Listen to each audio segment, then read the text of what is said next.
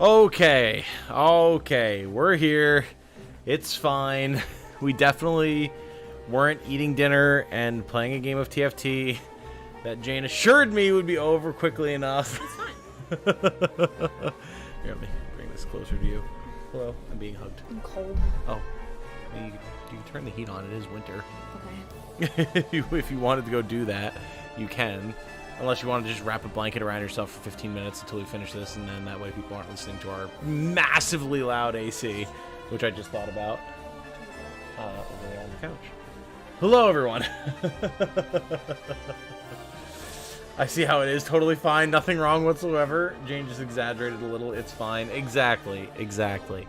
How's the background music, everybody? I chose some Tactics Ogre music. It just felt appropriate for background for this. I hope you all are doing just swell tonight. I know this is a little bit of a short notice stream, but it's something that Jane and I talked about wanting to do last night specifically, because I've been wanting to be able to do our voting for the Game Awards for this year, since I meant to do it in the exact same way last year, and then just kind of hesitated too long, and then voting was closed. So Jane encouraged us to actually get on it this time and do it, because I think it's fun. I think it's fun to discuss together what we think the various winners of the category should be, discuss with you guys in chat. Not that your plebeian opinions shall sway us, but still to have that discussion in chat and everything. It just seems like a good time, especially because a week from now we're going to be streaming the Game Awards. It'll be me, Jane, Canadia, who's in chat right now, and our friend Dante, who some of you may remember from such previous streams, in particular popping off with me over the reveal of Armored Core 6 last year. So, hello, says Caffeine. Hello. A lot of people in chat. I'll catch up with you all real quick. What's TFT? TFT is Teamfight Tactics Star. It is an auto chess game mode in League of Legends that was introduced to Jane and I by our friend Eric, who you guys also may be familiar with if you're familiar with some of my multiplayer stuff that I've done, like GTFO, years ago, like before the pandemic or just after it started years ago. And then, oh, that was a Trixie jumping up on Jane's chair and scaring the shit out of her. And it's something that we very much enjoy. It's a fun way to spend like 30, 45 minutes. What? Who's Dante? This guy. So Mike is a friend of ours from college who, as such, would also, know Dante, because Dante is also a friend of ours from college, and he's in here being a little shit in the chat. But yeah, it's a game that we very much enjoy, so we play typically like 1 to 3 games a night, pretty much. I like it. It's one of our favorite ways to game together, so... speaking of chat, though, I guess, well, okay, hold on. There's a couple of different things to do here. You're on top chat. You can be in live chat. Yep, there's that. That is definitely the first thing. Let's see, who do we have in chat here? We've got Canadian Animator Guy, Star Phoenix, Mike Ridings, Light B, Caffeine System. That's everyone who's chatted. Okay. So hello, everyone. And hello to all of you who have not chatted as well, but who are hanging out. Very good to have you with us tonight. Getting ready to write some more. Oh, look at that. Doing some OC work light. Very nice. Very nice. Background music sounds good. Might be louder than Jane, depending. I mean, I'll keep moving the mic towards her and encouraging her to lean more towards it. I've already turned the gain up, so Okay. you have to make sure that you project. Especially because I very naturally project, so you have to match me. It's very loud. It's that good on mic presence, man. Speaking of Jane, guess what I'm drawing right now? I'm assuming you're drawing some avatars for said the Game Awards stream, right? So, for those of you who don't know, which is all of you, Canadia has taken it upon himself to create some PNG tubers of all 4 hosts for the Game Awards stream here. So you'll have myself and Jane with our avatars, as you might see on the thumbnail for this particular stream, and then himself. I don't know what Canadia has settled on for himself as an avatar, and then Dante, who is going to be Vivi from Final Fantasy IX, because that's the Discord avatar he's been using for a long time. And unlike the rest of us, he is in literally no way, shape, or form at all any kind of creator on the internet, so he doesn't have a particular branded avatar that he utilizes. Be vocal, Jane, says Mike. Yes, you should.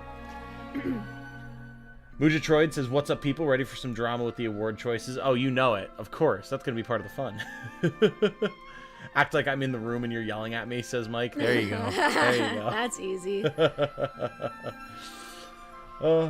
Need reference for your Destiny guy. I can't find the right head reference. Okay, I can send you... Do you just want, like, the various different pieces of art that I have? We don't need to talk about this right now. You can message me after the stream. Let me know what you need, and I'll get it for you. Still need to write/code some more for my side gig project. Write and code. Interesting, Star. Do you mind if I ask what you're coding? That sounds really cool. But yeah, so we're going to go ahead and get started here. I have the entire list of all of the various categories for the Game Awards pulled up. Yeah, and I think we can just go ahead and kick this off. So I'm making sure that my web browser doesn't have any, like, self-doxing anything on it, but I'm pretty sure it's fine. So I think we're just going to proceed. Do you see anything weird? Like anything like my real name or anything on here? I don't think so. There's a bunch of tabs of, like, D&D stuff from Jordan's campaign, but I don't think that's particularly damning, right? No, you're good. Okay, cool. All right, here we go, chat. There it is. I did message you. You never replied. I might have been making dinner. I was in the kitchen for a while, so my apologies. I will get back to you after the stream. I'm coding in Twine, so a lesser version of Python. Oh, cool. Sure you have 5 billion tabs open? Technically, no. Those are all just saved tabs. Those are just for quick and easy access, which, notably, the majority of them I need to get rid of because I don't actually need to access them anymore, but... Oh, alright. So, we have all of the categories here for the Game Awards. It starts off with Game of the Year, which I feel like is very aggressive. I figured they would, like, save that for last in the voting, but I mean, we can start with it. I don't mind. Yeah, it's kind of... Like, I can't go back. There's, like, if I hit previous, it doesn't go anywhere. So, we're starting off with Game of the Year. So, here are our nominees. We have Alan Wake 2, Baldur's Gate 3, Marvel's Spider-Man 2, Resident Evil 4 Remake, Super Mario Bros. Wonder, and The Legend of Zelda Tears of the Kingdom. Are you... I'm already offended. Interesting. I was going to say, I know what my candidate is, and I was going to ask you what yours is, or are, if you're stuck between a few, but why are you offended? There's a game missing here that I think deserves to be up here. Ah, okay. Well, I mean, there's no point beating around the bush. What do you think should be up here that isn't? Final Fantasy. Yup. What the hell? Yep, and Jane has already hit the nail on the head of one of the primary debates about the Game Awards this year. Of course, it is important to acknowledge that 2023, in terms of games released and high-quality games released, has been one of the best years in gaming, I would say, period. But I would argue that FF16 and Armored Core 6 have absolutely been snubbed here. Armored Core 6 I get because it's so niche, so there's probably just a lot of people who never even played it, which I totally understand. Series just came back, give it some time. It'll be up here where it belongs, like within a few entries, I would say, because they're definitely going to make more of them now. But yeah, FF16 is surprising, isn't it? Yeah, like, I know a lot of people like Spider-Man. And also, Resident Evil 4 is a good game, but, like, why the fuck is it up for Game of the Year? I'm sorry. It's just a remake. Yeah. Yep. Exactly. Exactly. Chat already popping off. Yeah. Mike says, Jane, that isn't hard to do. Offending you, that is. And then follow that up with facts. Star asks, why is Alan Wake 2 even on here? Volrath actually votes for RE4. Yeah, a lot of people saying that 16 got robbed. I do agree. A few games that deserve to be here. Competition was so high. Oh, yeah. No, I mean, I agree, Mujatroid. That's kind of the idea, right? Like, this year, more than any other, has had so many worthy candidates for the GOTY that it's pretty much impossible that the 6 nominees would be representative of everyone's overall view.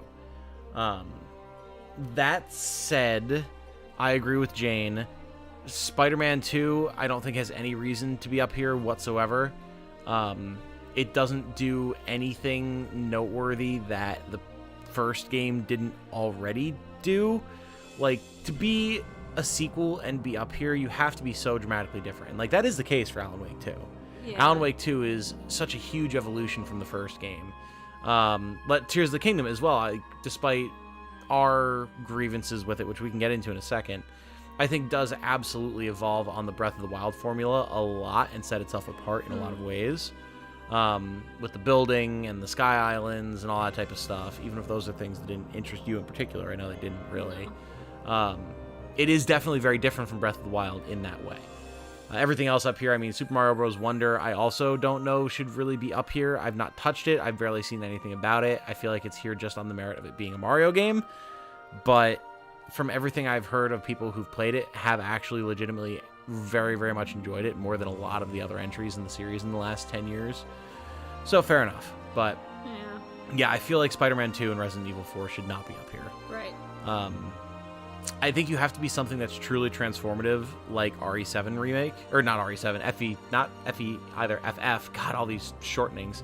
Final Fantasy VII Remake is so different from the original. Yeah. I think it's fair for it to be up I here. agree. It's like it's not the same. It's not the same game at all. Even barring any story differences, just mechanically and visually, it's completely different. Yeah. RE4 Remake, like, you can look at the original and look at this, and you're like, oh, I can absolutely see, like, how they got from point A to point B here. Right. So, yeah, I feel like that shouldn't be up here. But unfortunately, there's not a whole lot that we can do about that. Didn't Alan Wake just come out? It did, but I don't think that should necessarily disqualify something. Like, unless it's a complete surprise drop that no one knew anything about, then maybe. But we've seen a lot about Alan Wake leading up to the release, and the release was extremely well received. So I think it's fair that it's up here.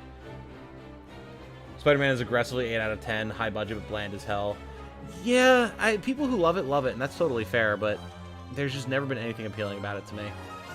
Disgaea 7, I don't know, as much as I would love to see a Disgaea game, just in the discussion, I don't know that it has the pull that it needs to be represented in the Game Awards, unfortunately. Hey, Navi, hello. Hi, Navi. Hi-Fi Rush deserved to be here. I've heard that a lot, yeah, and I think that's also fair. I do think that that's fair. It definitely deserved to be nominated for more stuff than it did, even if it wasn't nominated for GOTY. Seen nearly nothing about Alan Wake 2. I haven't seen much about the gameplay. I've just seen a lot of people talking about how great it is, so take that for what you will. The noteworthy thing Spider-Man 2 had that the first game didn't was poor rating. Oh no. Zelda is Canadia's Game of the Year. Spidey 2 is a technical achievement, though. Like, the gameplay is super smooth and very fun. I mean, and fair enough, and that is something to consider, absolutely. I haven't played either game, so I can't really describe how 2 might be different from 1. But from everything I've seen, 2 looks like it feels the exact same as 1, which is why I'm whelmed with it. Is FF16 transcending, though? I would say so, yeah. It does a lot of stuff that Final Fantasy has never done before, while, like, not just in terms of gameplay, but also in terms of its story being so much darker and grittier in a lot of ways, without being just edgy for the sake of it, and telling a very grand tale in terms of world building and things like that we haven't really seen since something like Final Fantasy Tactics, where, yeah, like, you have a party and you have a main character cast, but the story takes care to include the overall happenings and characters of the entire world, not just your party. And that's not something that Final Fantasy has ever done a lot of, at least in the mainline series. Wonder shook up the traditional Mario formula. Yeah, fair enough.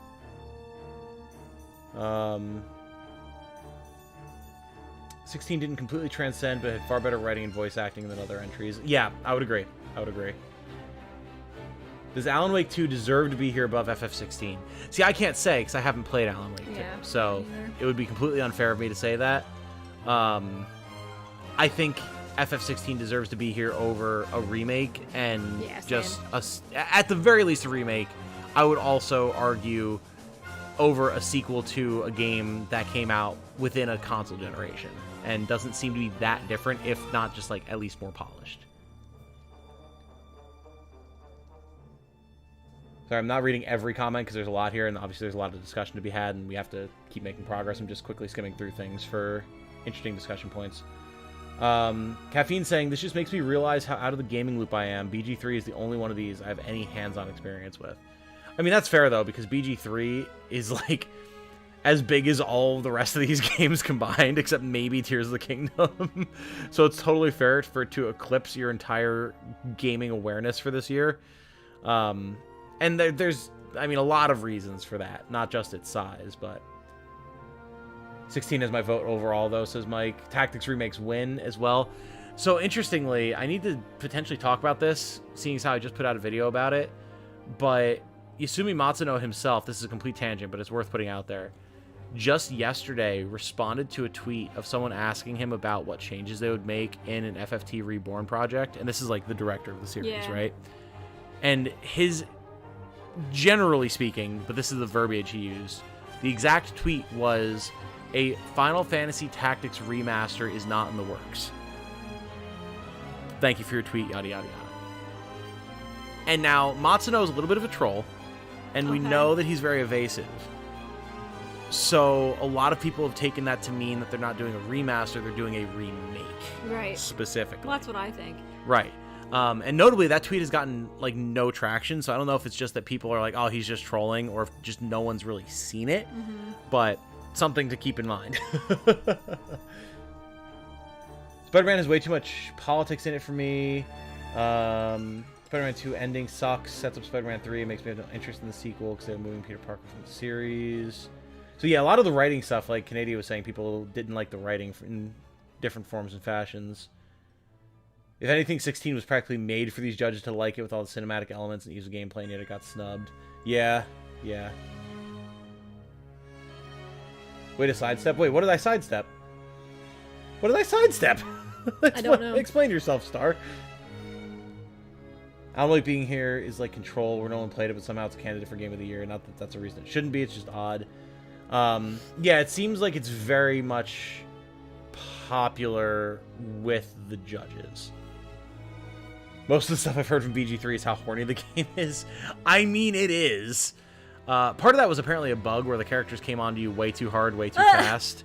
But yes, there is absolutely a lot of horniness, which I think is fair because that's certainly how a lot of people play their D&D games, and it's certainly how a lot of people imagine, like, you know, to say medieval fantasy, obviously it's completely different from anything actually medieval, but you know what I mean. That sort of time period is imagined to be by people, so yeah, it is extremely horny, though, for sure. Where's Ryza 3? Sir, that would be awesome, but you and I both know that's never happening. RE4R is really good, but it's based on a great game that we know already. I think it qualifies, but I get the other perspective. Yeah, that's fair. That's fair.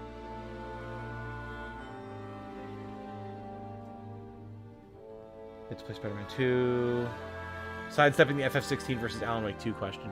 Oh, it's just hard, yeah, because I haven't actually played it. Like, and I think I want to be very upfront about that. Like, when I'm critiquing things here, like, I haven't played Spider-Man 2 or Resident Evil 4 Remake or anything like that. So, like, I do want that to be apparent when I'm talking about what I think should win. But I have what I think are more legitimate reasons for being against RE4 Remake and Spider-Man 2 than I do Alan Wake, put it that way. But yes, with all of that discussion out of the way, because of course the Game of the Year nomination was going to spark the most discussion, what do you think of these 6 should win, darling? Because I know, I know very clearly what I think, and I feel like most people probably know, but what do you think? The only one of these games I've actually played is Tears of the Kingdom. Fair. Haven't finished it yet. You've technically played Baldur's Gate 3. I've like once. Technically played it once. So... And I mean, if you think that something should win that you haven't played, that's fine. You can just say, like, I haven't played this, but from everything I've seen, that type of thing, you know? Just so you don't feel too limited. Yeah. I think, for me, it's Baldur's Gate. I mean, I agree. Yeah. I agree. Baldur's Gate 3 is absolutely my clear pick. Again, in all fairness, I have only played Baldur's Gate 3 and Tears of the Kingdom out of this list. But given my line of work and given the fact that gaming is my #1 favorite hobby, I am very tuned in to everything to do with gaming. And so other than like Super Mario Bros. Wonder, I've seen nothing about. All the rest of these I've seen a fair bit about. And given just everything that BG3 does and did and the way Larian has handled it as an independent studio and what that's allowed them to achieve with such an insanely ambitious title, absolutely, to me, gives it the goatee. What they did is incredible, really. And I think that's what Game of the Year needs to be based on, is the, you know... What's incredible. Well, yeah, like what hasn't really been seen before. Yeah, what's pushing the envelope of gaming. Yeah, if you told me a couple years ago that a Zelda game was up for the Game of the Year and I didn't vote for it, I would call you insane. But I just, you know, Tears of the Kingdom. Anchored by holy I feel like it's just another Breath of the Wild. Yeah, you kind of feel about Tears of the Kingdom the way I kind of feel about Spider-Man 2, you know? And it's interesting since I seem to like Tears of the Kingdom way more than you do, but I also didn't play Breath of the Wild and you beat Breath of the Wild, so I don't know what role that has to play in it. I mean, I was pretty disappointed in the ending of Breath of the Wild, but I won't get into this. I know that's a whole topic for a whole separate video. Also, Mike joining as a member. Thank you, sir. Oh, hello, Mike. Very, very much appreciated. Always nice to see the support and generosity, sir. You are actually the best. Thank you. Thank you, thank you, thank you. He's a loyal leg. Indeed. He's always been a loyal leg. That's true. From the very, long before there was ever a channel, Mike and I would be sitting in our dorm room, and I'd be playing Mass Effect, and he'd be hanging out and, like, shooting the shit. And we'd talk a couple times about potentially doing, like, a two guys playing video games and talking about it type of thing way back then. So, thank you for that, Mike. And for those of you who are longtime viewers of the channel, this is, in fact, the same Mike that got Dragon Quest for me to play and joined me for a few streams of it. Near what is the current tail end of the series, although I do legitimately still want to get back to it. It's just a matter of time. But so, same Mike, so, you know, round of applause for him, because he is the GOAT. Black saying Baldur's Gate, absolutely. Canadia saying Zelda's doing stuff that we've probably never going to see again, and I think that makes it really special. I could argue the same thing for BG3, though, in a lot of ways, with how careful Larian was about planning dialogue and character interactions and the way the world deals with you. Without having a studio that is independent and of a similar size to Larian, I can never see them getting away with any of that, because it goes against everything that, like, shareholders would want to see in a game. It was just driven purely by passion, and so they were able to get away with it. Like, Tears of the Kingdom was a lot safer because it was established on an existing successful formula that Nintendo knew was safe. BG3 was not safe in any capacity, but they made it happen, and that's part of what makes it stand out more to me. I mean, I think either of them would be fair to win. No, I think so too. I mean, when Tears of the Kingdom came out, that was everyone's shoo-in to win, and then BG3 came in and took the world by storm. And I don't think any other game since the release of Tears of the Kingdom this year has had that same effect. Yeah. So I do think it is definitely between the two of them. I mean, Tears of the Kingdom was going to be my game of the year before BG3 came out, just because of what it is. But I think BG3 manages to one-up it. Yeah. Which is impressive, but... Yeah. About time I joined the party. Hell yeah, brother. Nostalgia, I missed that series. I know, I do too, guys. I really, really do. I really enjoyed it. Dragon Quest. Okay. Dragon Quest 11. We haven't finished yet. I know, Mike. I know. I want to do it. I legitimately really want to. Just everyone already gets up my ass all the time for having not enough focus on the channel and bopping between things, so I can't justify it right now, but I want to do it. I desperately want to. Oh. Well, we're out saying BG3 still own the original copies on my PC of the first two, and I know a lot of people still play the first two. I have both of them on Steam, I believe, and I do need to play them one of these days. I never did. Friend Sarah has been obsessed with BG3. I think a lot of people have. The way you can interact with everything in Hyrule is amazing, and probably could have only worked since they had Breath of the Wild to work off. I mean, that's fair. That is absolutely fair. But, I mean, I could say the exact same thing about BG3. The way you can interact with the world is insane. Like, the number of different ways that people can figure out to just do things that no one else has ever thought of, except for the developers, apparently, is wild. So I think they both deserve equal credit in that regard. Love a lot of things about BG3, but I wish Act 3 wasn't so rushed / muggy.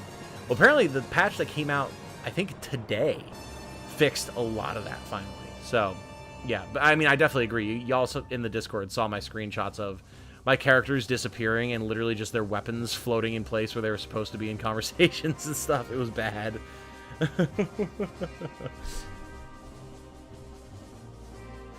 Tears of the Kingdom GOAT 2023. Love to see Dragon Quest XI come back. Hell yeah, man. Hell yeah. Hey, Saki Cat Fur. Hello. But yeah, so of course, all of y'all in chat can absolutely have your own opinions on what you would vote for here. But it seems Jane and I are pretty unanimous in voting for BG3, so we're going to do that. Next category. Okay. These should be way smoother. What's up? It was a long time. Well, again, when they start with Game of the Year, it warrants some discussion, but... Yeah. Best Game Direction, awarded for outstanding creative vision and innovation in game direction and design. So, again, we have... It's the same... It's literally the same ones, minus RE4 Remake. Why? You're going to see this a lot. What? This is how the Game Awards are. Why? Because the Game of the Year nominees are also generally considered to be the best games of that year, so they wind up being nominated for a lot of the other categories as well. And it's funny, because a lot of the things that we're talking about for why Tears of the Kingdom or BG3 deserve Game of the Year are aspects of game direction. Yeah. So I feel like the same thing applies. The only thing I will say is that from everything I've heard about Alan Wake 2, the creative forethought and guidance that had to go into making that the way that they did does give it some merit. But again, I also haven't played it, so I'm going off of secondhand knowledge there. Whereas BG3 and Tears of the Kingdom, I have played and or watched people play. In terms of Tears of the Kingdom, Jane has played a bunch of it that I've watched. So, again, for me, it's a toss-up between the two.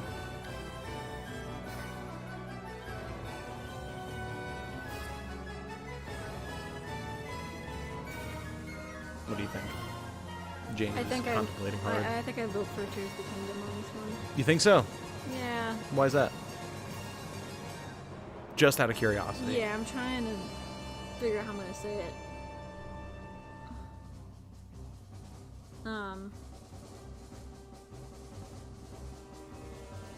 I mean, I guess it comes down to the open world design of it and how they were saying in chat, like, you can interact with everything in Hyrule, and that requires a huge amount of forethought in design and direction. Yeah. And yeah. Yeah. I mean, that's fair. That is absolutely fair. I didn't want to say anything until you got your thoughts out, but I agree. Oh. Actually. Oh. Much as that might be surprising. And my reasons differ. The reason for me is because of the way I feel playing BG3 versus Tears of the Kingdom. BG3, I feel like I'm playing a video game. One of the greatest video games I've ever played, and an extremely immersive experience that I love to death and have played a ton of, despite the fact that I haven't even finished it yet, but I've got like 8 different campaigns with different characters that I've made, or playing with different groups of people, or whatever. But I feel like I'm playing a video game. When I play Tears of the Kingdom, and I haven't in a while, but when I play Tears of the Kingdom, I have that sense, even now, as someone in his early 30s, of being on my own adventure.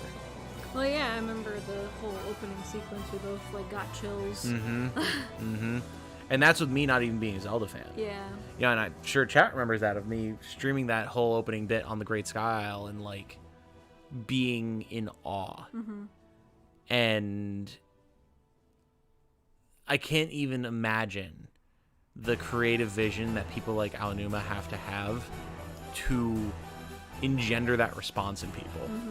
So I think I do have to give it to Tears of the Kingdom on this one. Yeah. You know, as much as I absolutely adore BG3 and it is my game of the year, out of the nominees, my personal game of the year is honestly Armored Core 6, because Armored Core 6 is phenomenal. But out of the nominees, BG3 wins it. But here I think I have to give it to Tears of the Kingdom, yeah. Armored Core 6 could have been here. I do agree, absolutely. AC6 could have been up for a lot of categories that it wasn't. Absolutely. Alan Wake knows what it wants to be and is super focused, which there's something to be said for that. Absolutely. Oh, excuse me. ThistledBones is Jane. I kept reading her Discord handle as this leg bone, and my brain auto-corrected it to this old bone. Could also be this old bone. It could. It could. That's true. Yes, ThistledBones is Jane. Did AC6 get screwed? Largely. It was only up for one category, which we'll get to here. But again, I'm not surprised. I don't even feel bad about it because it's so niche. Like, the only reason that anyone paid attention to it at all is because it's a FromSoft game. And it got so much recognition that it absolutely deserves because of the reputation of From. But because it's, in the grand scheme of things, an unknown series in the mecha genre that very few people care about, it flew way under the radar compared to a lot of the games here. With time, much like the Dark Souls series and its various spin-off games like Sekiro, Elden Ring, whatever, Bloodborne, people will come to recognize Armored Core for what it has and what it is, but that's going to take time. In much the same way that everyone can recognize Dark Souls 1 as being incredible now, it didn't have that same level of recognition then. So, we got to give it time. I'm not surprised. But yeah, Tears of the Kingdom for this. 100%. Absolutely. Next up, we have Best Narrative. Okay, so now here we have some different options. Here we have some different options. So we have Alan Wake 2, Baldur's Gate 3, Cyberpunk 2077, Phantom Liberty, specifically the expansion, FF16, and Marvel's Spider-Man 2. Interestingly, it seems like the majority of people, between Jane and myself and then chat, seem to think that the story in Spider-Man 2 was pretty bad, which is interesting. And I mean, it's our stream, we can do what we want. I'm going to write Spider-Man 2 off here automatically. Yeah. Like, absolutely. Realistically, I do think AC6 should have had a narrative option here. I do think its story was really, really strong and could have been up here. But, again, that's kind of going to be a recurring theme. So out of the four options here, again, neither Jane nor I have played Alan Wake 2. I have played a lot of Cyberpunk 2077, the base game. I have not finished it, and I have not played Phantom Liberty. But I do love that world and its story and its characters. And then Jane and I both have either seen and heard a lot about BG3 and or played a chunk of or finished FF16. So, as per usual, I want to hear what your thoughts are, Jane, and then I'll give mine. Yeah, it's 16 for me. You think so? Oh, yeah. Yeah. Yeah. Again, I don't know anything about Alan Wake 2, though. Yeah. But, we can state that and just, like, with that in mind, this is what we're voting for. And I think that's fine. What about you? I also have to give it to 16. And the reason that I do is that while Baldur's Gate 3 very clearly has a story, and it is a very good story, the actual story of BG3 is your story. Mm-hmm. It's not the story that the game is telling. And in a lot of games, like, where you say stuff like that, it's like, oh, well, then the game just has an excuse plot so that you can insert yourself as the main character. Again, that is not the case with BG3. It has a very strong narrative, but I don't think it can compete with something that is as laser-focused as FF16. You're right. I wasn't compelled to do a lore video for BG3 the way that I was compelled to do one with you for FF16. Mm-hmm. That story and those characters and those emotional beats and those big moments were some of my favorite moments in gaming in FF16. Mm-hmm. So I have to give it to them. Definitely. Chat seems to be in agreement. Much as I like Phantom Liberty, I don't think DLC should count. I mean, that's fair. That's fair. And that is a whole different discussion. Absolutely. This category really says we don't think FF16 has good gameplay, but Spider-Man does. Yeah. Yeah. Yeah, it only took the Soulsborne series 20 years to become mainstream. Exactly, Volrath. Exactly. So I think AC6 will be faster because of the reputation that FromSoft has now, but people got to give it time. And I understand all the diehard fans like myself who felt like it got snubbed, but you got to give it time. It'll get there. It'll get there. Light agreeing with the idea of, like, that sense of awe in Tears of the Kingdom. Yeah, definitely. Get the feeling SM2 will win because of tomfoolery. It could, but this year is real stiff competition. Mike saying 16. Light saying 16. Mike's going feral for 16. Canadia saying 16. 16. Jane understands. Volra. Getting y'all Alan Wake 2 for Christmas. I mean, I'd be down to play it. The only reason that I haven't checked it out is, again, just because of time. But it definitely sounds really cool. When Find the Flame hits, it hits. Oh, yeah. 16 knew exactly what he wanted to do in the story he wanted to tell. Oh, yeah. Oh, yeah. Why is Spider-Man even in these categories? You know, for narrative, I don't know. Other ones I can see, but... Hunter, help me, it's do or die. Genuine question. Why would the narrative AC6 not be considered here, aside from the niche game and bias? What about the narrative of AC6 wasn't worthy? I don't think there was anything that was. I think the main thing about it was it had some fairly classic FromSoft, you have to read into it, as opposed to things that are a lot more laid out, like FF16, Baldur's Gate 3, whatever. And you have to be someone who's into the whole idea of, like, transhumanism and... like the human condition and that struggle for survival and the things we'll do to surpass that and everything. Because that's, no pun intended, core to the story of AC6 and Armored Core as a series in a lot of ways. But people aren't always into that. You know, people are starting to get into that now with stuff like Cyberpunk. But Armored Core has been doing that since the 90s. So if you're not tuned into that kind of thing and kind of understand the types of stories that AC6 tries to tell, I can see it being easy to miss because of the way FromSoft tells their stories. Especially if you don't play all 3 new games and get the full picture of the story. So I think the narrative itself absolutely deserves it. There's just a lot of people that missed it or went over their heads. Hey, Tenchi is here. Hello. Tenchi arrived a while ago. Oh, really? I must have missed it. Oh, yeah, right there. Why didn't I see the stream? Well, I didn't see your comment, Tenchi, so we're even, I guess. Yeah, so I think FF16 definitely wins it here for us. Mm-hmm. There's a lot to be said for the other games here. Alan Wake 2, especially being about a writer, I'm sure has running, but neither Jane nor I have played it, so we can't really vote for it. Yeah. But it's not a snub of Alan Wake 2 here, it's just based off our experience. Spider-Man is okay. I think the first one had better narrative with Doc Ock. Fair enough, Segno. Fair enough. Thank you for the insight. Also, hello. Alan Wake 2's narrative that stuck with me the most this year. And again, that makes sense, because, like, the whole point of Alan Wake is story, right? Like, literally and figuratively. So I can see it. Now here, again, we have a couple of different options. Once again, best art direction for outstanding creative and or technical achievement in artistic design and animation. So, we have, once again, Alan Wake 2. Hi-Fi Rush is up here now. People mentioned that earlier. Lies of P, I know a lot of people liked, but has not been seen up until now. Super Mario Bros. Wonder, and Tears of the Kingdom. I don't have as definitive of an answer on this one. I almost instinctively want to give it to Hi-Fi Rush, specifically because it makes itself stand out so much. Hi-Fi Rush has that this is a PS2 game feeling in the best possible way, while still looking like a modern game. And again, I haven't played it. Literally the only game on this particular slate that I've played at all is Tears of the Kingdom. But I've seen a fair bit of Hi-Fi Rush.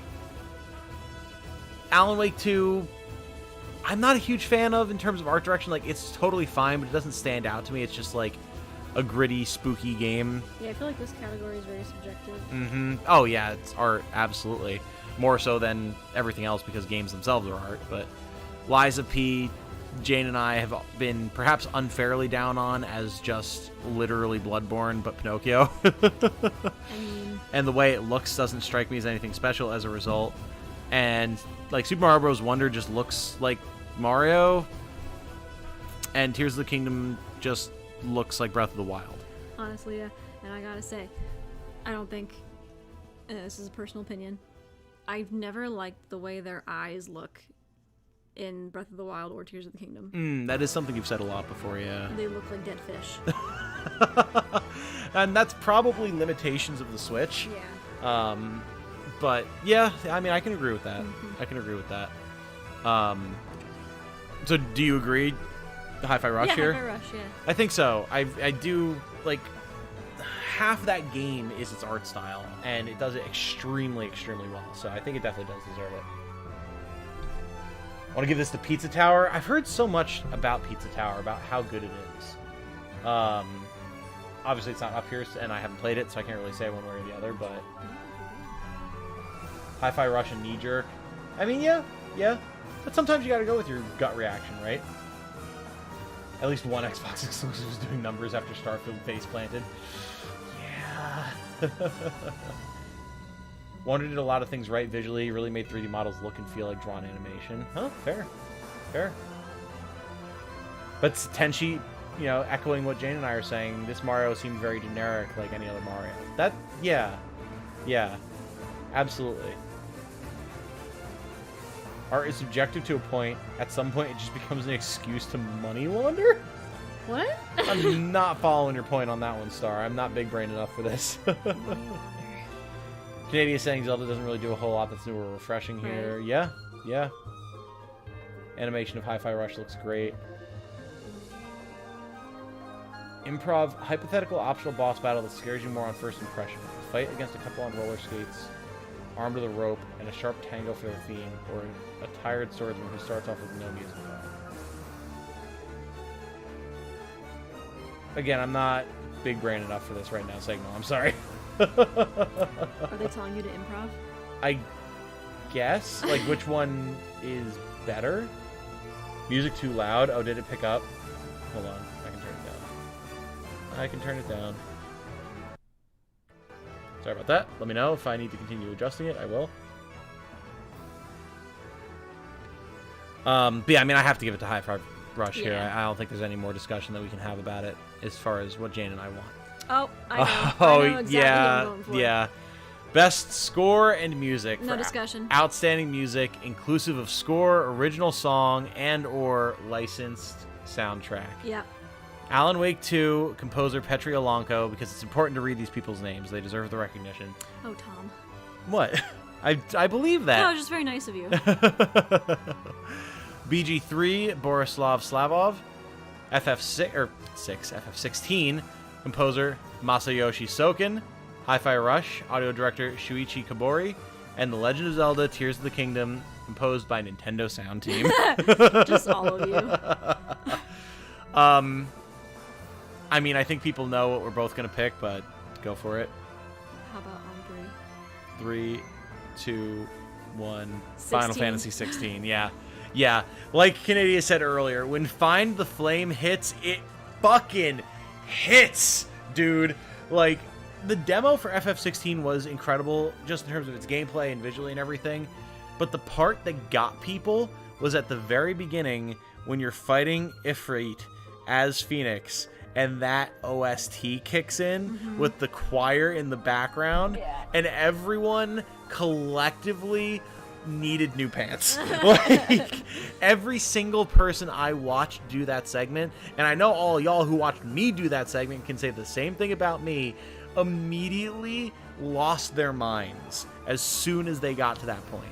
That was the point that I knew that FF16 was, at that point, my game of the year before AC6 and Baldur's Gate 3 came out, but was going to be one of the best games in the year and the series, in my opinion. It hit so fucking hard, and it has never stopped hitting hard every time I listen to that soundtrack. It is insane, man. Absolutely insane. God. Tears of the Kingdom was on here. It did have the Colgera theme and Demon Dragon, but again, yeah, like, they're kind of cheating here because it's like inclusive of score, original song, and or licensed soundtrack. And Tears of the Kingdom has a lot, and I mean a lot, of just like ambient, atmospheric music. That is really good, don't get me wrong. But that serves as a complement to the world that it exists in. It's not, to me, something that exists to be enjoyed and appreciated in its own right.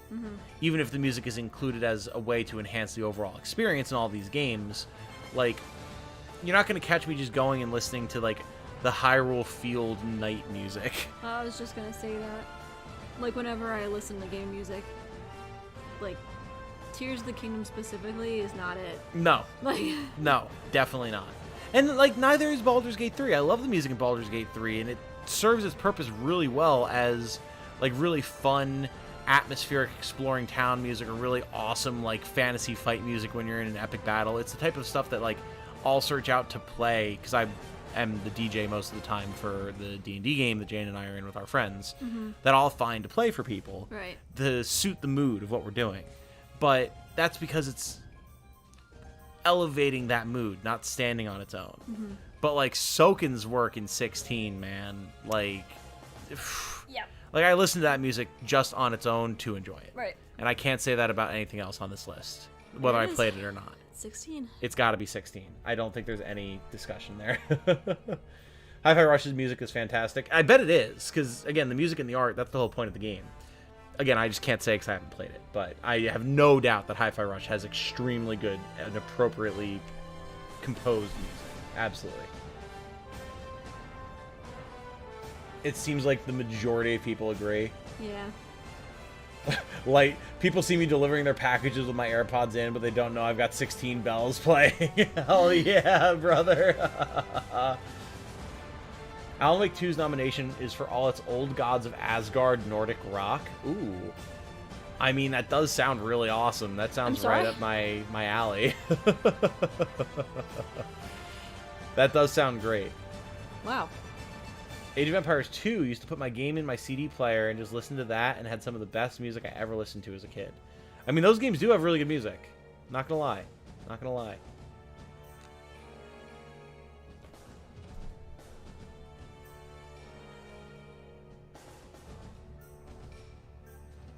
Soaking hands down. Oh, yeah. Oh, yeah. Hi-Fi Rush got a nod for scoring music. Yeah, it definitely deserved it. Definitely. Definitely. It's a game about playing to music, so it makes sense that it's here. Yeah, exactly. I completely agree.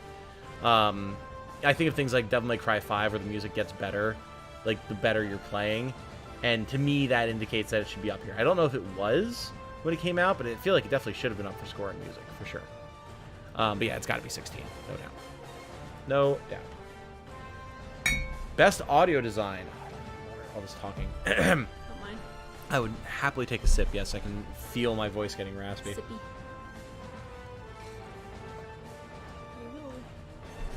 Thank you, ma'am. Best audio design. Recognizing the best in-game audio and sound design. Oh. I can't say any of these because I haven't played any of them. Yeah, this is rough.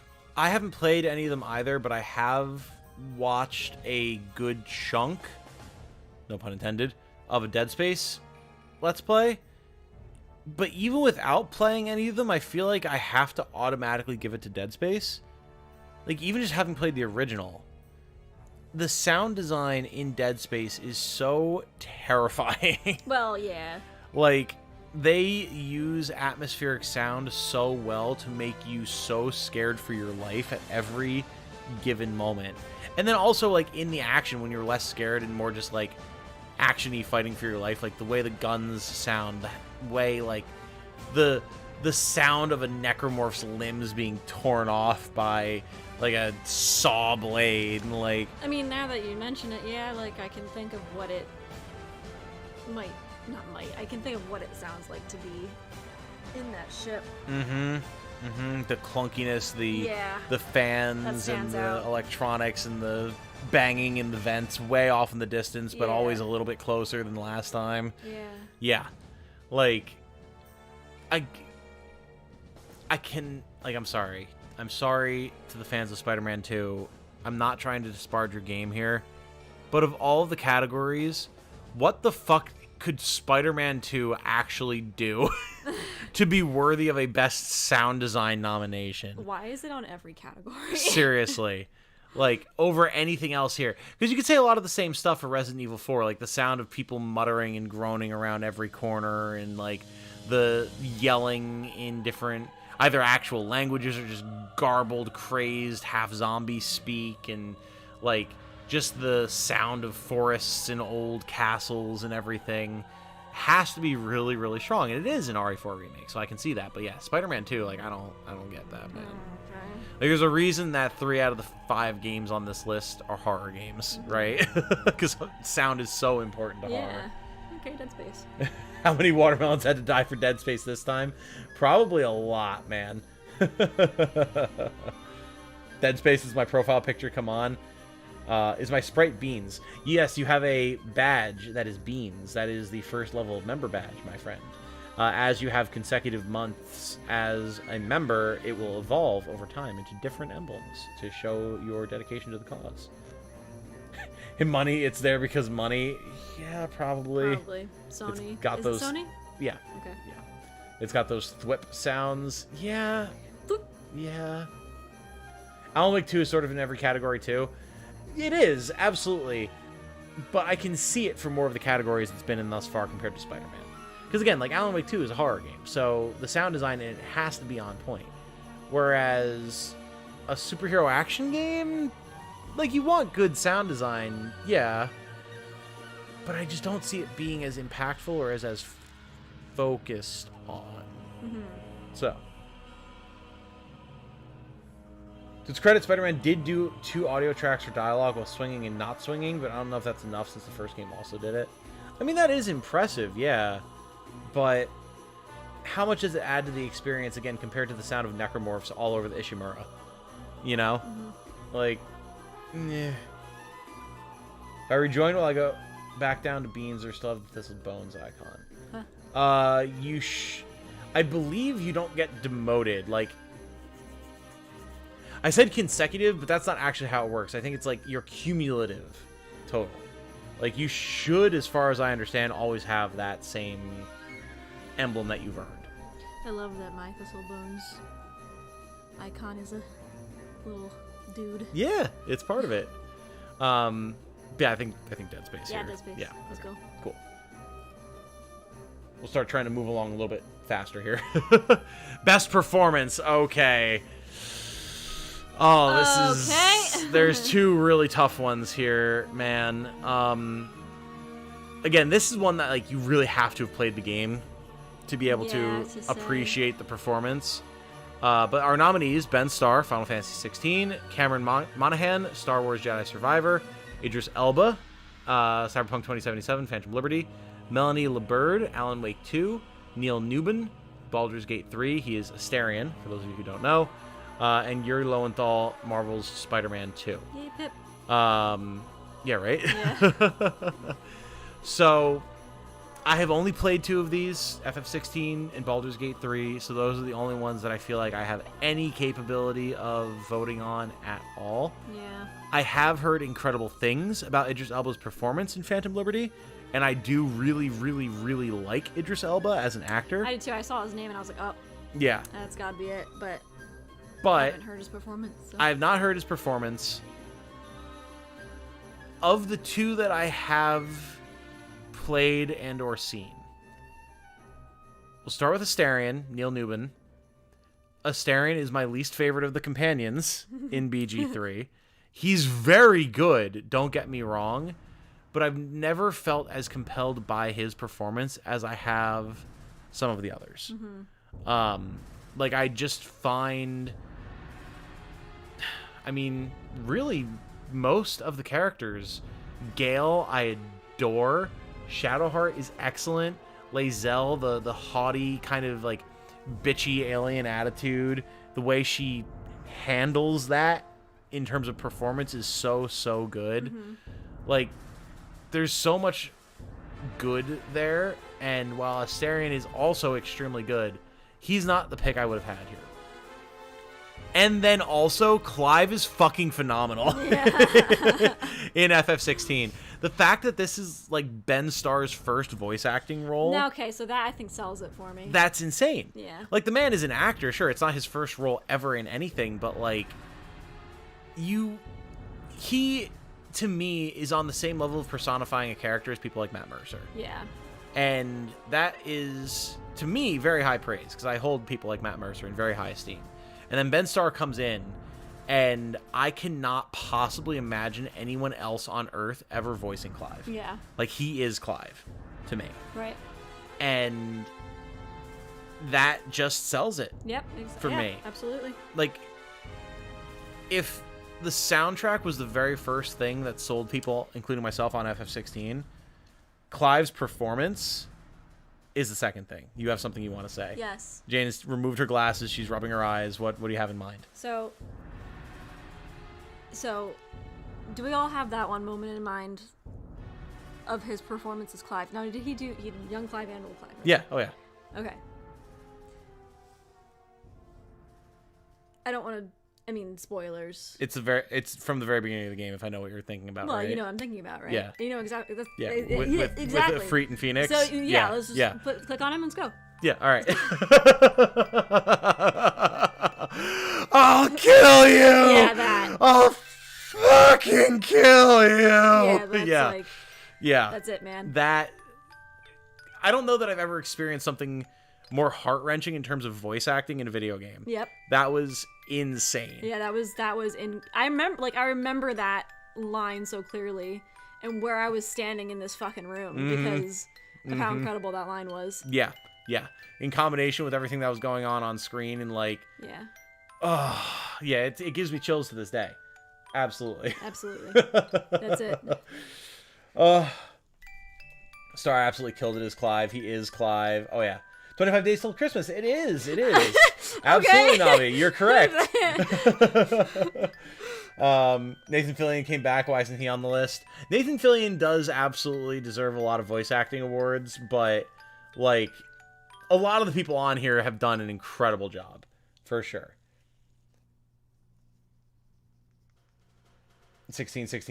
Yup. Just looked at the date and realized it's 2 days for my mom's birthday. Well, happy early birthday to Tenchi Mom. That is awesome. Tenchi Mom. Congratulations to her for having another successful rotation around the Earth. Yes, son. I mean, technically, sort of, kind of, you can see it being a rotation around the Earth. But yes, just you know what I mean. Just admit you're wrong. No, I'm not wrong. Just admit you're wrong. I'm not wrong. You know what it is. Sid should get best performing or supporting performance. I agree, absolutely. Tom, Earth is days. You're wrong. Wait, what? Earth is days. Earth is days. I'm trying. Earth is days. Earth is days. Earth is days. Didn't you know? Yeah, we're clicking on Ben's star. Okay. All right, what do we have next? Innovation and accessibility. Yes, this is one of those categories that was added in recently that, like, I feel like is just bloat. Like, having accessibility for games and making it easier for more people to play them is absolutely important. But to me, the celebration of what makes a great game great is its gameplay design, its voice acting if it has it, its art design, its sound design, like the things that are actual art. And innovation and accessibility is like the technical side of things. Yeah. So like to me, while yes it's important, it's on the same level of like having like innovation in control schemes. Yeah. You know? It's about how people interface with the game as opposed to the merits of the game itself. I have no opinion on this category. I don't really either. I have also not played literally a single entry on this list, so I don't feel... Trixie. The incredible stretchy arms that Trixie just thrust out to move from my lap to Jane, or to my lap from Jane's. Easy, careful. Very stretchy arms. Was incredible there. Jeez. Hello, Trixie. Cutie. Yeah, so I don't know that I can really vote on this because I've never played any of these games. I certainly don't know what their accessibility options are. I have no idea. Can you skip a category? Yeah, you can just go to the next one, I think. All right. There's like achievements for voting in all categories, but who cares? Achievements for what? Like, yeah. what? Like you're recognized, like you're like an adept voter versus a master I don't voter. understand. How does this affect my life at all? It doesn't, but they just really want people to vote and everything, I guess. This is like having an award for UI. Yeah. Seems like a non-category. There's going to be a bunch of that, like with the 6 different esports categories that come up later that have nothing to do with the actual games themselves, but they feel obligated to include them, I guess. So, yeah, I'm just going to skip this because I haven't played any of them anyway, so, and neither is Jane. So we can't really fairly vote on anything. We're not voting on the esports anyway. Oh, of course. Absolutely. Games for impact. For a thought-provoking game with a pro-social meaning or message. Again, have not played any of these. Me either. I also have only heard of 2 of them. I've not heard of any of these. You've seen a couple of them, you just don't remember. Really? Yeah, Goodbye Volcano High has been in a bunch of, like, I think Nintendo Directs, Summer Games Fest, stuff that you've definitely watched with us. And I can never remember how to pronounce this. Chia, I think the T is silent. Correct me if I'm wrong, by all means. This is the one that kind of is like... It's kind of almost survival exploration-y, but the girl can turn into a bunch of different, like, I believe Pacific Island animals and explore with it, and then she has, like, a leaf that she can use to traverse stuff, kind of like the paraglider in Breath of the Wild and all that type of stuff. And it looked really cool. It did look really cool from what I saw of the preview material, because there was stuff for it for a couple of years at some of the gaming shows. But again, I've not played any of them, and these are the only 2 I've even heard of. This guy looks like Shiro from Fate. Over here. Oh my god, you're right! I looked over where you were pointing, and I saw it immediately. Holy crap, yes it does. Wild. I've heard of literally none of these. What are these, Lamau? I have no idea what any of these games are. That exactly. Holy crap. Yeah, I have no idea how Terra Nil fits into this. I don't even know what it is. Chance of Centaur is a really interesting puzzle game based around... oh, I thought you said competitive linguistics for a second. I was going to be like, what are competitive linguistics? Competitive linguistics. Comparative linguistics. Uh-huh. Okay. Skip this category. Goodbye Volcano High is like the only one I've heard of. Give it to the one you know, buddy. Come on, like, man, just give it to the one. Give it to the one. I mean, I can, like, because I at least know something about Volcano High and Chia. With the innovation and accessibility, like, I've heard of all of these games, but I know literally nothing about any of them. Whereas, at least with Chia, I was semi-interested in it. So, like... You were? I was. I never really planned to play it, but it was one of those where you see it come up in the, like, the showcases and the Game Awards and everything, and you kind of perk up a little bit, and you're like, oh, that looks cool. Huh. Like, you know, good on them. That looks like it could be fun. Cozy, you know? Will I ever play it? Probably not. But, you know, when I think of impact, it at least made enough of an impact on me that I know it existed and I was semi-interested in it. None of these other ones I did. So I'm going to cast a vote for Chia. All right, next we have Best Ongoing. Okay, so this is games that are like live service or actively in development, currently being patched, all that type of stuff.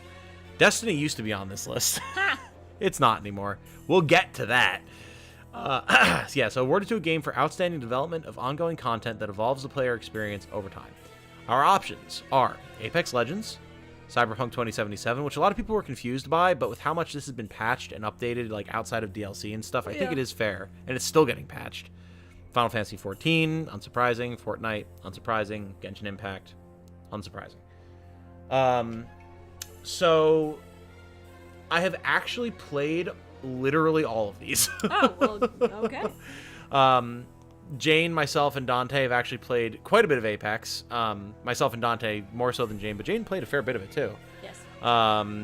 So we do have largely fond memories of that. I've stated before, I really, really like Cyberpunk 2077. Even when it was broken and buggy as hell, I still really liked it. FF14, I adore, even though I'm still not out of A Realm Reborn.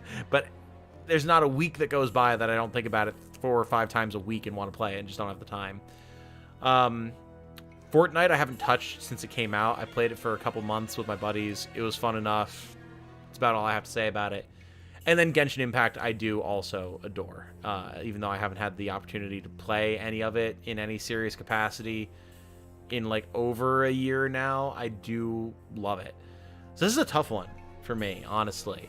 I think going based off of Trixie's trying to jump over my mic into Jane's lap. Trix, this is going to be a disaster, and Please you know it. Please don't do it. Look me in the eyes. I'm going do to it. remove her to my lap. Okay. As much as she doesn't want to be. Destiny 2, Final Fantasy 14, and No Man's Sky. Well. With one caveat, all of these absolutely are deserving of being up here, which I think is the first time we can say that out of any of these categories. Yeah. BG3 is incredible with its community. Cyberpunk 2077 somehow managed to save their disastrous launch and listen to people and make all the changes that people wanted to see and came out the other side far stronger for it. We're skipping Destiny 2 for a second because we have to end on that. Final Fantasy 14, again, has a great relationship with its community. People tend to be so happy with that game and everything that it does. And much like Cyberpunk 2077, No Man's Sky went from zero to hero super hard and has become a phenomenal game from everything that I've heard. I've not played it, but it seems like Hello Games did a really, really good job of delivering on promises that they made before launch, releasing new stuff that they promised to make, and listening to the community extensively. Now, Destiny 2. This will be a while. I'll be right back. It won't be a while, but by all means, go do your thing, because you've heard all of this before. While you're up, if you could get me some extra water once you come back, that would be great. Thank you. So, Destiny 2, okay? The quick and dirty version, for those of you who don't know, is that recently, Destiny 2 went through a disastrous series of layoffs.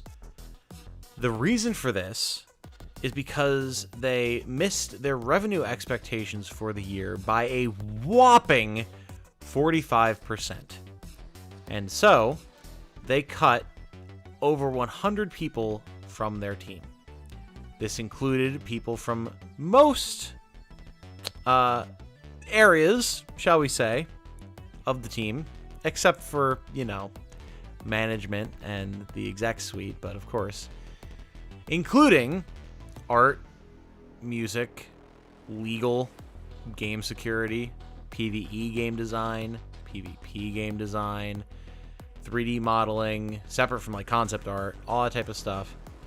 And most notably, because of their forward-facing status, probably 85% of their community support team. There are, as far as we've been able to gather, a whopping total of 3 people currently working on the forward-facing community support teams for Destiny 2 at this point. All but 2 of their community managers were laid off. Their writing teams and their management teams and all of that for their community support side of things were all canned. And we're talking about a lot of people with a lot of long-term experience. This isn't just interns. And they're all gone. And they were canned not like 2 days or 3 days before the announcement of the nominees for the Game Awards came out. And here's Destiny 2. Sitting here, acting like it deserves to be here.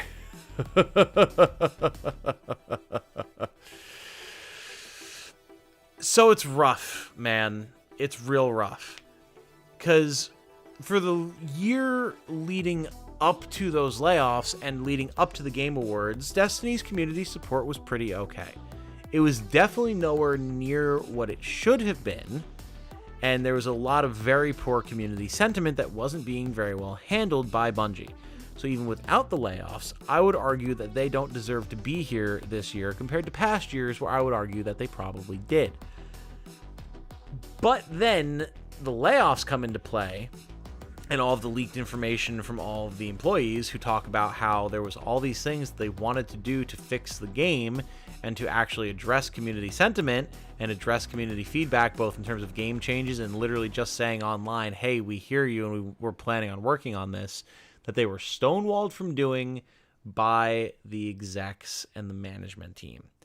So one has to wonder how much of Destiny's woes this year in terms of community management are because the community management team weren't doing their jobs, and how much of it was just because of executive meddling. And you know what? I'm willing to bet the majority of it is the latter.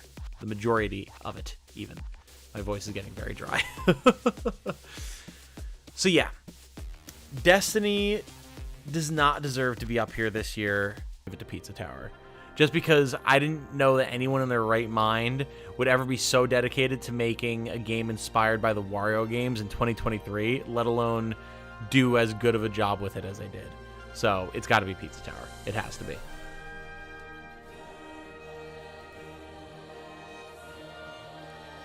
Pizza Tower on this one for sure. Oh yeah. Oh yeah. Not talking to you anymore. Listen, man. Listen. Sea of Stars looks awesome. I'm just saying, dude. I'm just saying. Best mobile game. Again, we're getting into stuff that I've never played. Best game playable on a mobile device. Final Fantasy VII Ever Crisis does look really cool. I've not touched it. It's coming to Steam in December, and I'm going to check it out then, because I'd much rather play it on my PC than on my phone. Also, my phone is old at this point. I don't know how it would handle it. I didn't even know that Hello Kitty Island Adventure was a thing. So I really can't comment on it. Honkai Star Rail, probably I would like, but I have not played it, so I really can't say. Monster Hunter Now, I've not touched, and I've barely played any Monster Hunter games. And to Terra Nil, I literally don't know what it is, so I'm going to say that we're going to skip this one. Yeah. Okay. Hello Kitty. Wario games are for people who like eating shrooms while playing their video games. From what little I've played of the Wario games back in the day, that sounds accurate. What I've heard outside of the gacha stuff, even just the main story of Honkai is a really good JRPG. I've heard nothing but good about Honkai. I just, again, haven't played it. Best VR/AR. Jane and I do not have VR/AR, so this is automatically a moot point for us. I'm going to move on. Vote so Horizon doesn't get it. What would you like me to vote for? No, that would compromise the integrity of this voting system. I can't do that. Hey, here we go. There's not even a conversation here. You should just do it. Go ahead, just do it. I have to read the nominees. I have to be fair. Just go ahead and vote for it. Best action game. For the best game in the action genre, focused primarily on combat. Armored Core 6, Fires of Rubicon, Dead Island 2, Ghost Runner 2, Hi-Fi Rush, and Remnant 2. I've only played 2 games here, AC6 and Remnant 2. I really, really like Remnant 2. I have not finished Remnant 2. I have finished Armored Core 6 once, made a new save file, and am now on New Game Plus. And have made approximately 30 builds and talk about it with friends regularly and play the multiplayer semi-regularly. It's Armored Core 6. It's Armored Core 6. This is the only category that Armored Core 6 was nominated for, even though it deserved to be. I don't understand why it wasn't. It deserved to be in a lot of other categories. AC6 is absolutely my game of the year, and that's considering the fact that a new Fire Emblem game came out this year, even though Engage was the worst Fire Emblem game I've played in a long time, even though the gameplay was good. That's a whole different topic. That'll come up in a little bit because it is nominated for something. AC6 is the GOAT. I love it. It's the only vote for me. Done.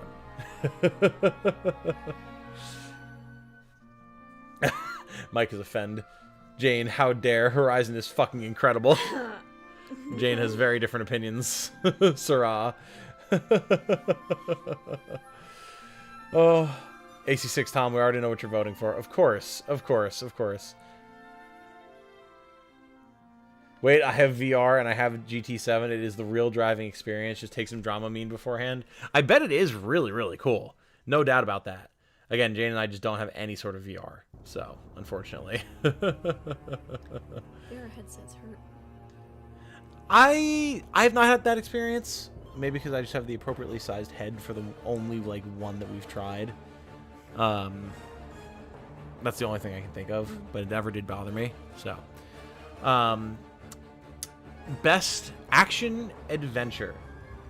For the Best Action Adventure game combining combat with traversal and puzzle solving, we have Alan Wake 2, Marvel Spider-Man 2, Resident Evil 4, Star Wars, Jedi Survivor, and The Legend of Zelda Tears of the Kingdom. Y'all know I haven't played these other 4. Even if I had, it's got to go to Tears of the Kingdom. Yeah, just, yep. Like, vote. Like, I cannot imagine a game that feels better to just explore the world in. Yeah. Like, I don't like the combat in Tears of the Kingdom. I didn't like it in Breath of the Wild. I don't like it here. I still love to just explore that world. I do find myself avoiding fights actively because I'm not a fan of them. It's literally just the same thing over and over again ad nauseum. And you know how much I hate repetition. Yes, absolutely. Absolutely. Zelda clears this category. Mike thinks the Jedi Survivor deserves this one. I have heard a ton of good stuff about Jedi Survivor. Don't get me wrong. I just haven't played it. Volrath also saying Jedi Survivor. Most people in chat saying Tears of the Kingdom, though. Yeah, I mean, if I'd played the Jedi Survivor games, maybe I'd have a different opinion. I've not played either of them. Full disclosure. But again, like, in terms of action adventure, I don't know that I've ever played a game that felt more like being dropped in my own adventure than Tears of the Kingdom. Yeah. So I have to give it to that. Best RPG. Okay. The only thing that Starfield was nominated for, and it gets absolutely crushed by at least 3 of the options on this list. For the best game design, for the best game design with rich player character customization and progression, including massively multiplayer experiences. Which is funny because there's no MMOs on here, but that's the general description of the category. We have Baldur's Gate 3, Final Fantasy 16, Lies of P, Sea of Stars, and Starfield. Did Mass Effect not feel like an epic adventure to you? It did. It did. And I love the Mass Effect games to death, all 3 of them, because I don't count Andromeda, as no one should. But it doesn't top the way Tears of the Kingdom made me feel. And, like, Tears of the Kingdom made me feel a certain way that Breath of the Wild didn't, which is what's impressive about it. Yeah. So that's why I got to give it to Tears of the Kingdom.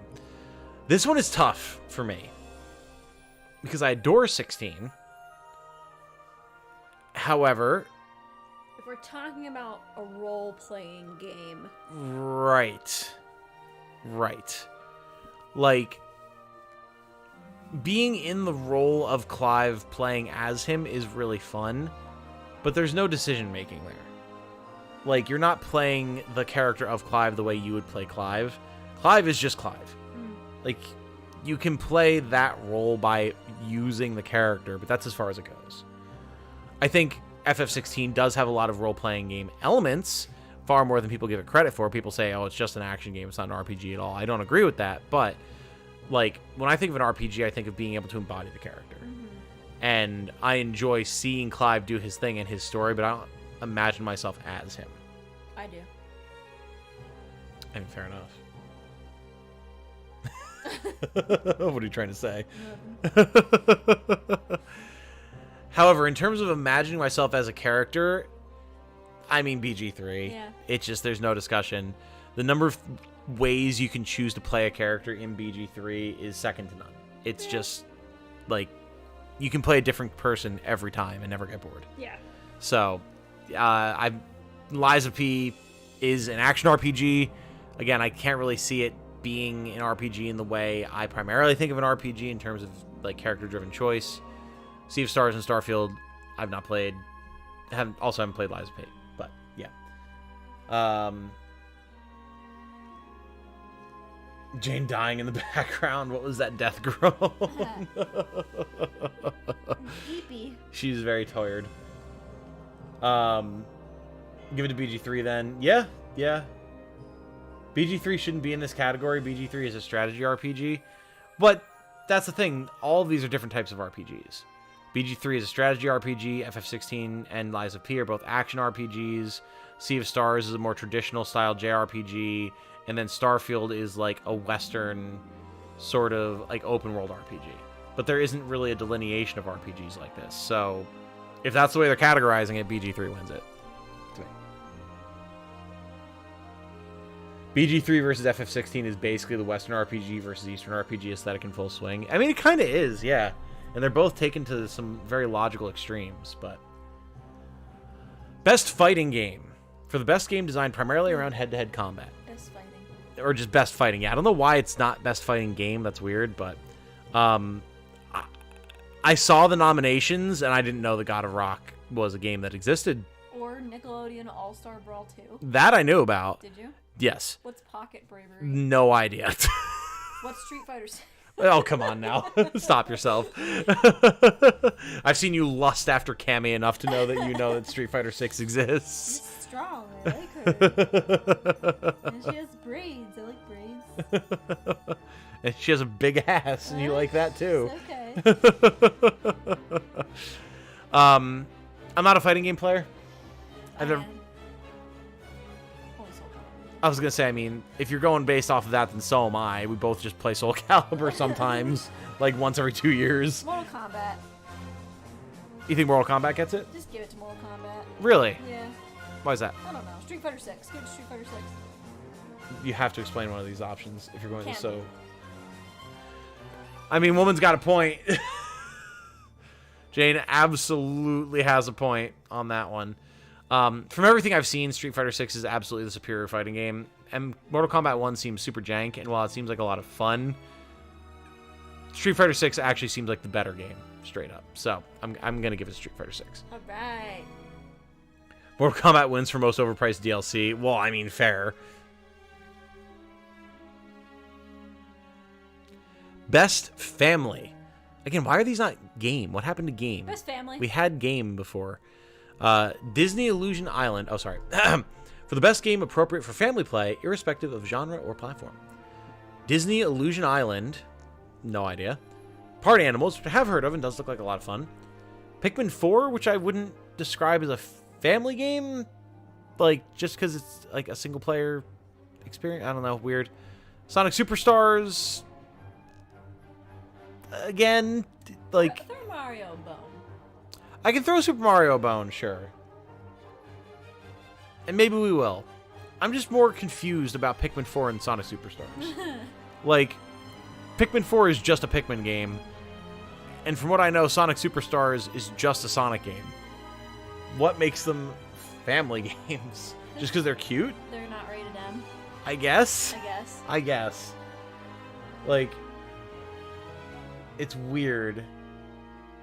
Isn't Party Animals just Gang Beasts? Basically, yeah. Party Animals best fighting game for me. Party Animals is hilarious to watch. It does look really funny. I think BG3 falls more in the same category as Tactics Ogre and Fire Emblem. Oh, I would totally agree, Navi. Totally. We got to go off of what their categories are, though, you know. Sonic's easily the best family game? Interesting. Interesting. Again, I haven't played any of them, so I hesitate to vote. My first instinct would honestly go to Party Animals, because it's that type of, like, party game, innocent, fun, like, silly, over-the-top that anyone can get into type of thing. Yeah. You know, it doesn't have, like, levels or progression or anything. Like, you can just play it with any of your family members, young or old, and have fun. So I'd be inclined to give it to Party Animals, but I'm going to skip because we've not played any of them. Rise of 3 is best family game because I want to make a family with cutoff. Oy, oy, oy. Okay, now this one is actually going to be hard for me. Best sim/strategy, which is a shit category because, like, what the hell does City Skylines 2 and Fire Emblem have to do with each other? Like, but we're just going to ignore City Skylines 2. The rest of them at least line up a little bit. Best game focused on real-time or turn-based simulation or strategy gameplay, irrespective of platform. And of course, y'all know that for me, this is a toss-up between Advance Wars 1 and 2 Reboot Camp versus Fire Emblem Engage. And while it is very well known that I have a lot of issues with Engage, and while it's pretty well known that I absolutely adore Advance Wars 1 and 2 Reboot Camp, the fact of the matter is that Reboot Camp is almost identical mechanically to how the original Advance Wars games were, whereas Engage has some of the best gameplay in the series. So I have to give it to Engage in terms of just like good strategy gameplay. I know. Jane is very displeased with this decision. Because Jane cares way more about the characters and the story than she does the strategy side of things when it comes to Fire Emblem. So, as I'm sure you can imagine, she very much disliked Engage to the point that she hasn't even played it. She just knows about it through me.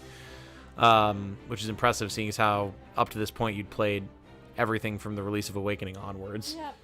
So, but yeah, Advance Wars 1 and 2 Reboot Camp is just a remaster, basically.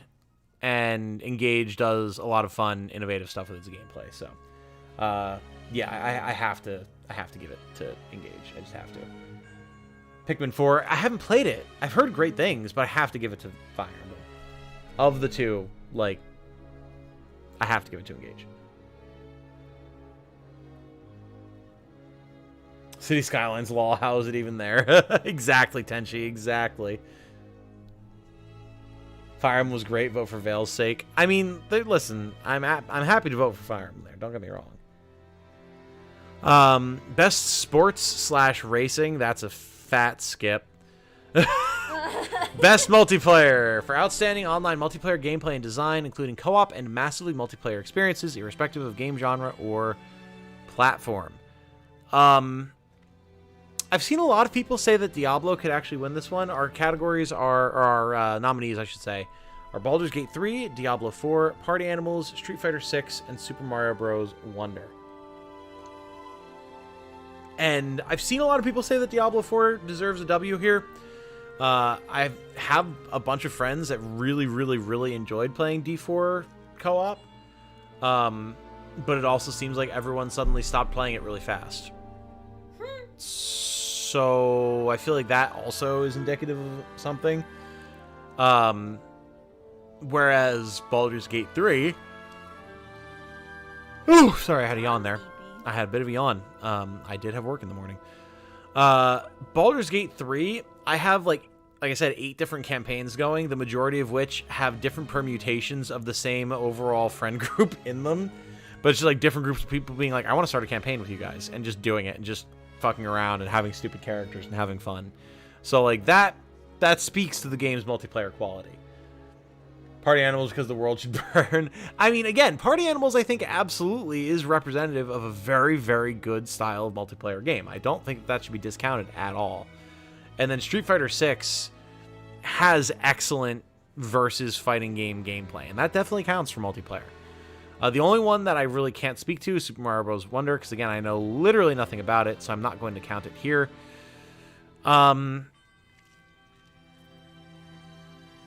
Of the 4, as much as I absolutely adore a long-standing, like, multiplayer campaign, like, I have such fond gaming memories of playing through Divinity Original Sin 2 with the same group of guys back in the day.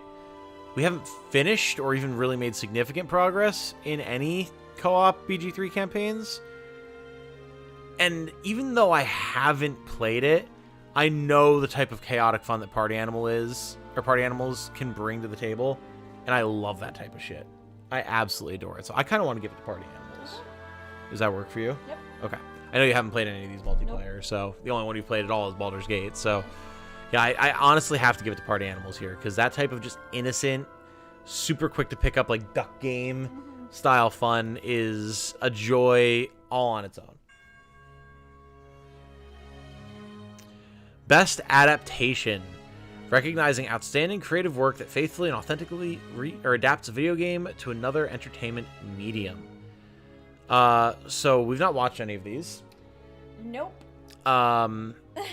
Twisted Metal looked god-awful. Super Mario Bros. Movie was fairly well received, from what I understand. Much as I'm loath to say anything positive about The Last of Us, from what I understand, also this was pretty damn well received.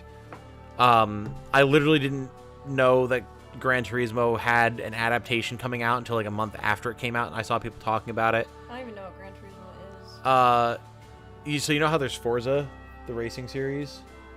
Yeah. Forza Motorsports? Uh-huh. Gran Turismo is the competing property. It's literally just another realistic motorsports racing game. Okay. That's it. We felt compelled to make a movie about this? Apparently, Okay. yeah. And then Castlevania Nocturne, which, as much as Jane and I are big fans of the original Castlevania Netflix series, I know that is a little bit of a controversial opinion, but we loved it. Nocturne, from everything we saw of it, looked like ass. So, There it is. yep, not only have we not seen any of these, but the majority of them were, in our opinion, probably pretty bad. So we're going to skip. Yeah. Yeah. Skip. Yeah. That's fair. Yep. No Spider-Man?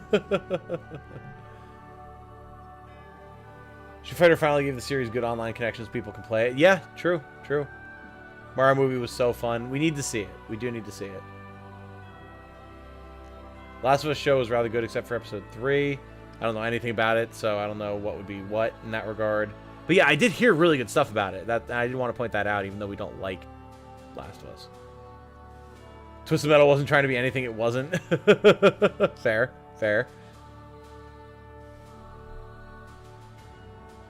The competing property, Gran Turismo, is the best-selling PlayStation franchise of all time. Well, yeah, I'm just saying, like, Forza is the Microsoft version, Gran Turismo is, like, the Sony version. They do compete in that regard. Gran Turismo is just extremely well-selling.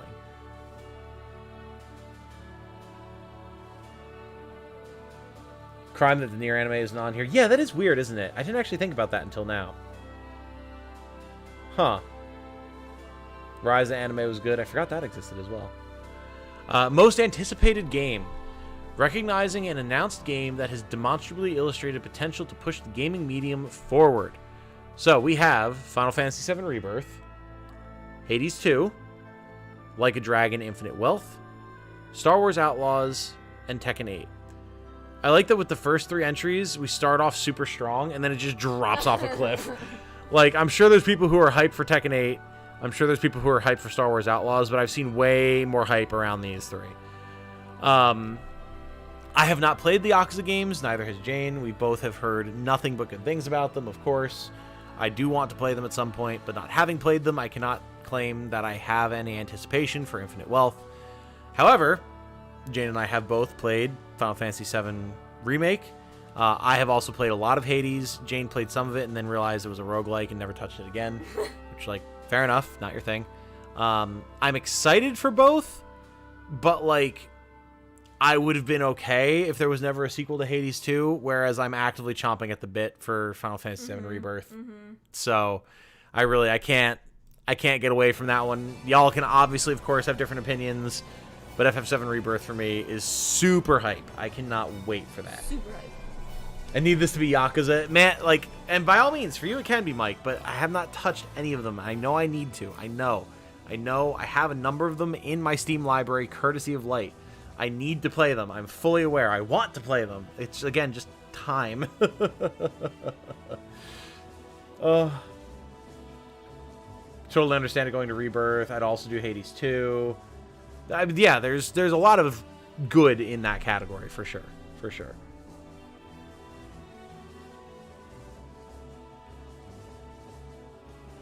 Scream from the highest building, from the deepest caves, until all hear my message. Please play Yakuza. You are going to Kamurocho. Oh, God. Content Creator of the Year. For a streamer or content creator who has made an important and positive impact on the community in 2023. Let's see how many of these names we recognize.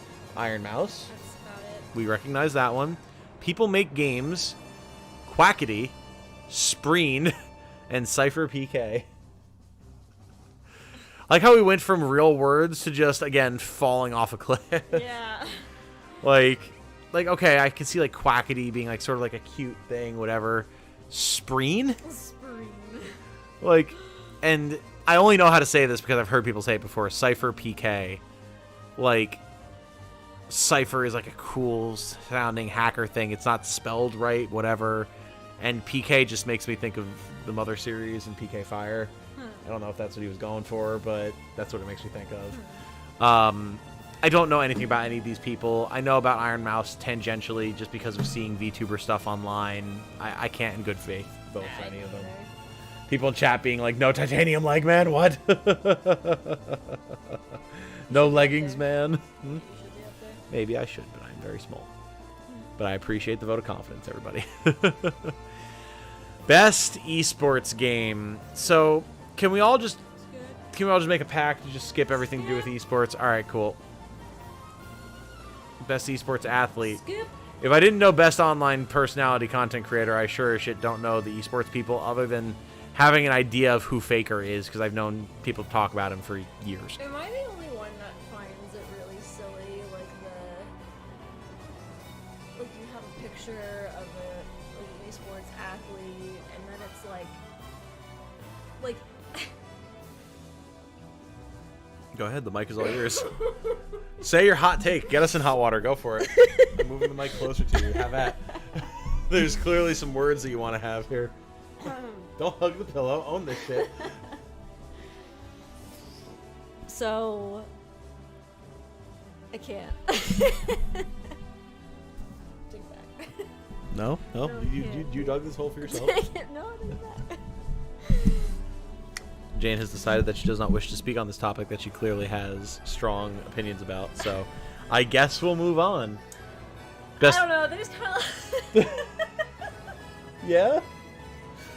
I don't think you're going to offend anyone. I don't think any of these guys who make oodles and doodles of money playing video games know who we are or will ever give a shit. You know when you're presenting and then when you stop talking, the deafening silence that you hear? Yeah. Yeah, that's what I just felt. Fair enough. Fair enough, Jane. Trixie, please. Drop that spicy take, Jane. Tom threatened her with the basement. Mike needs to know. Caffeine wants to know what you were going to say. Tenchi says you're not going to judge. Alright, so I'm having... Don't do that. It makes me feel really weird. I just moved the mic back towards her. So, alright, so you know like the league songs that they make specifically for the gaming tournaments? Yeah. Like KDA and like the Imagine Dragons song that they did. Yeah, and then like you have the esports athletes who are acting like they're tough shit, and like they've got their picture and it's like this song playing behind them, and it's really stupid.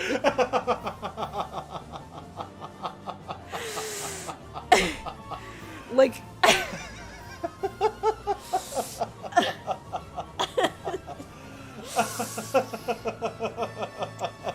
what's that one league song where it's like I don't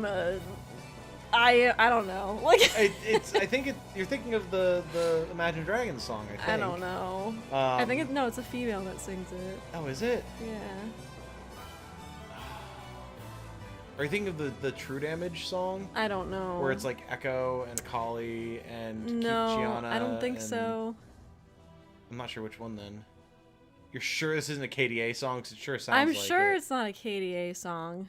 Interesting. Yeah, I'm not sure which one it is then.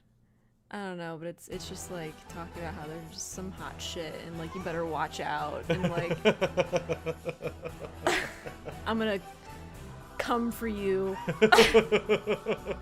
Meanwhile, someone just like pressed FR to flash to their ultimate and kill someone. That's what I'm saying. I get what you're saying. I do understand what you're saying completely. Like, oh god, you're so badass. Watch out. Mike, they look like they live in their mother's basements. Pure stereotypes. Oh god. You can say it's cringe. It's so cringe. It's cringe. That's the word. LTG moment. Are we talking about low tier god? Because oh boy.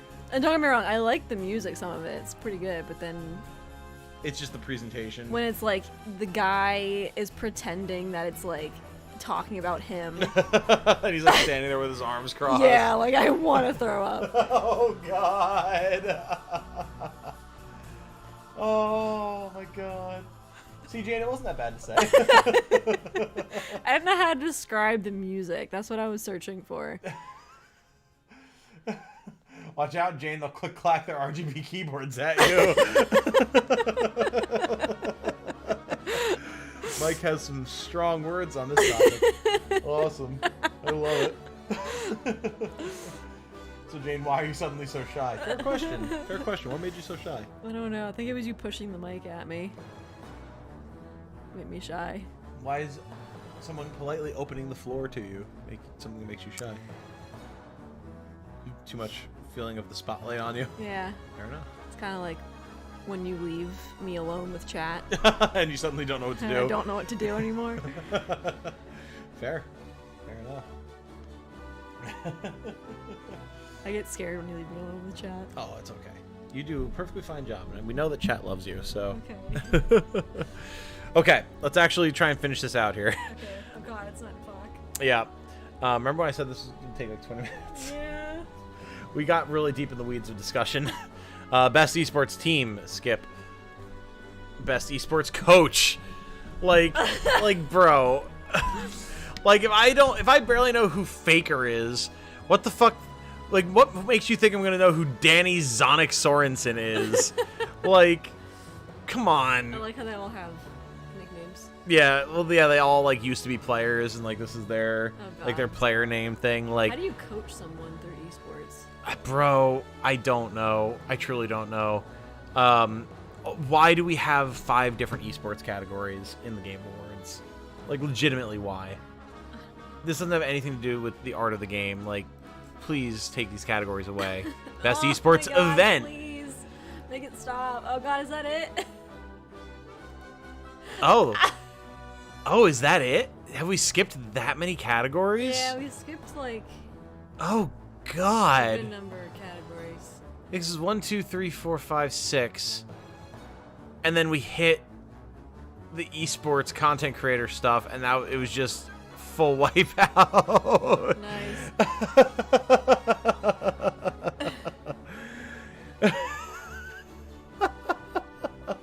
Who are you people? It's like voting for your favorite Pee-wee coach. I love you guys too, thank you. Yes. Feel the love. I do love you. I just get nervous because I love you. But yeah, guys, we made it. I didn't realize... Again, I'm all thrown off because I really thought the game of the year would be at the end, but it was at the beginning, and then we had 6 categories in a row that no one gave a shit about, and it's over. So That's it. whew, we did it. I'm glad, though. I'm glad, because I wanted to do this last year, and then I didn't, because I got stuck procrastinating and or waffling about trying to figure out when to do it, and then voting closed.